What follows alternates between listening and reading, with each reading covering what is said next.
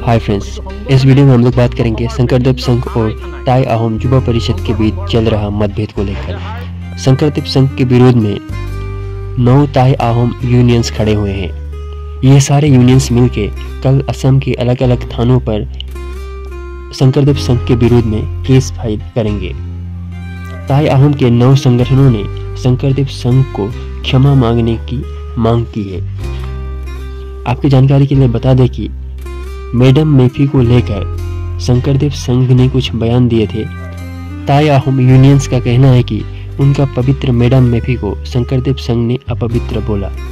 इसके चलते वे लोग शंकरदेव संघ से माफ़ी का मांग कर रहे हैं।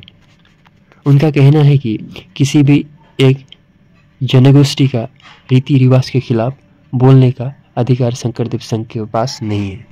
ताई अहोम यूनियंस ने इसी कंट्रोवर्सी के चलते एक धमकी भी दिया है कि अपार असम में शंकरदेव संघ का कुछ भी प्रोग्राम वे लोग अभी होने नहीं देंगे।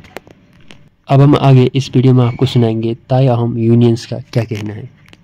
जनगोष्ठी प्रतिটো संगठने विभिन्न थानाय थानाय शंकर संघर ऊपर एजाहार दाखिल करा हो, कारण शंकर संघय हजार बछरिया एटी पवित्र अनुष्ठान मेडाम मेफिक अपवित्र असंस्कारी बुली अपमान करिছে আৰু এই ক্ষেত্ৰত এটা জনগোষ্ঠীৰ परम्परा और रीति नीतिक अपमान কৰি भारतीय संविधाনৰ परिपंथी काम কৰিছে। গতিকে তেওঁলোকৰ ওপৰত এজাহাৰ দাখিল কৰা হ'ব।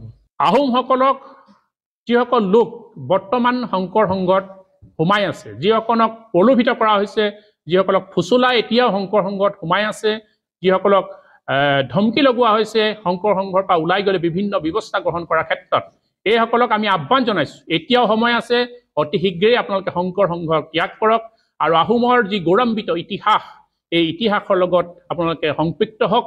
আৰু পুনৰবাৰ আমি কওঁ যে শংকৰ সংঘত ভৱিষ্যতেও আহোমসকল যাতে কোনো ধৰণৰ সদস্যপদ গ্ৰহণ নকৰে, এয়া আজি সভাই সিদ্ধান্ত গ্ৰহণ কৰাইছে। এতিয়াও সময় আছে, শংকৰ সংঘক আকৌ আহ্বান জনাইছোঁ।